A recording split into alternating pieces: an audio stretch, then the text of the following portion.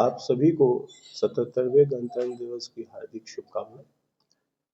हमारे महाविद्यालय परिसर में जैसा आपने देखा, आज गणतंत्र दिवस की झंडोत्तोलन हुआ। उसके साथ ही छात्र सहभागिता कला करके हमारा विगत 15 दिनों का कल्चरल एक्टिविटी था, जिसका आज समापन हुआ। उसके साथ साथ पुरस्कार वितरण हुआ।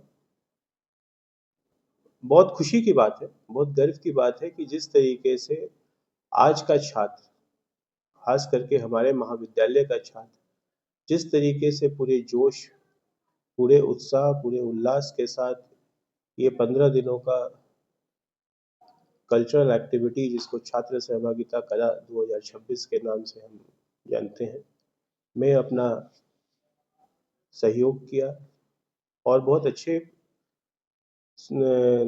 परिणाम के साथ वो पुरस्कृत भी हुए। उसके साथ साथ जो मैंने देखा, जो मुझे बहुत खुशी हो रही है आप लोग को बताने के लिए, कि मैं ये जरूर कह सकता हूँ कि हमारे बीएड एवं डीएलएड के छात्र जो हैं, वो बिहार के किसी भी कंपटीशन, किसी भी प्रतिस्पर्धा, किसी भी चैलेंज को स्वीकार करते हुए उसमें सफल होने के गुण उनमें 100% है।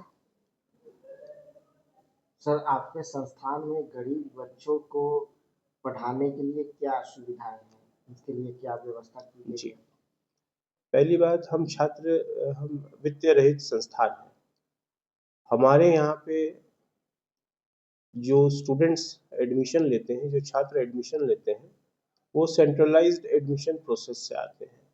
सरकार के द्वारा उन छात्रों को स्कॉलरशिप की सुविधा है। इसके साथ साथ हमने एक मुहिम चलाया था, हमारी आदरणीय माताश्री स्वर्गीय श्रीमती कलावती सिंह जी के नाम पे, कि जो मेधावी छात्र हैं, और वो किसी तरीके से अपने ट्यूशन फी को भरने में असमर्थ है, तो वैसे स्टूडेंट्स का हम लोग आवेदन बुलाते हैं। उसके हिसाब से वैसे छात्र जो, कुछ उसमें कंडीशंस ऐसी हैं कि उन्होंने महाविद्यालय से किसी तरह का अनुदान या सहूलियत उम्मीद करना अगर है, तो उसके लिए उनके अंदर भी संकल्प होनी चाहिए।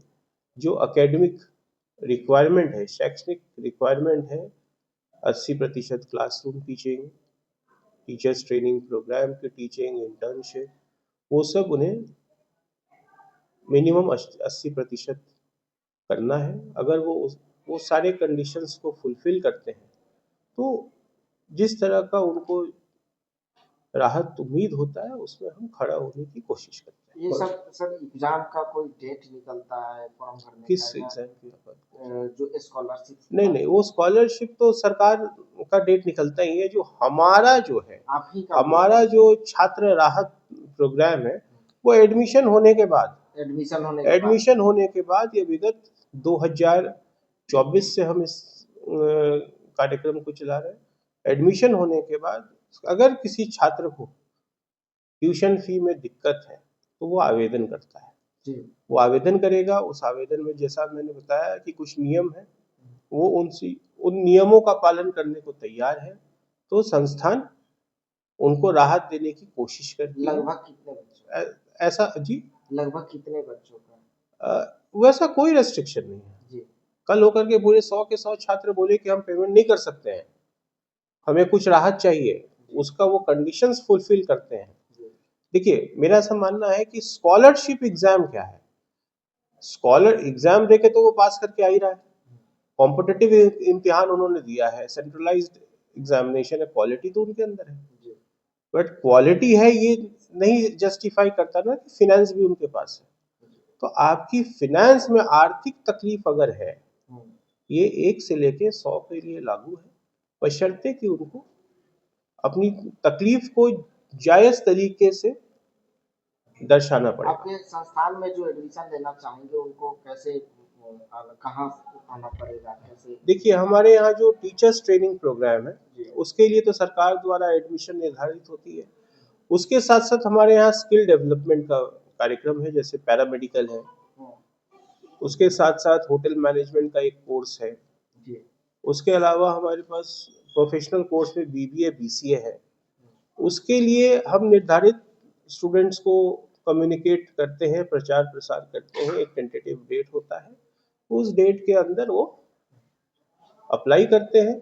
अप्लाई करने के बाद मेरिट लिस्ट डिफाइन होता है, मेरिट लिस्ट के हिसाब से उनको एडमिशन के लिए बुलाया जाता है।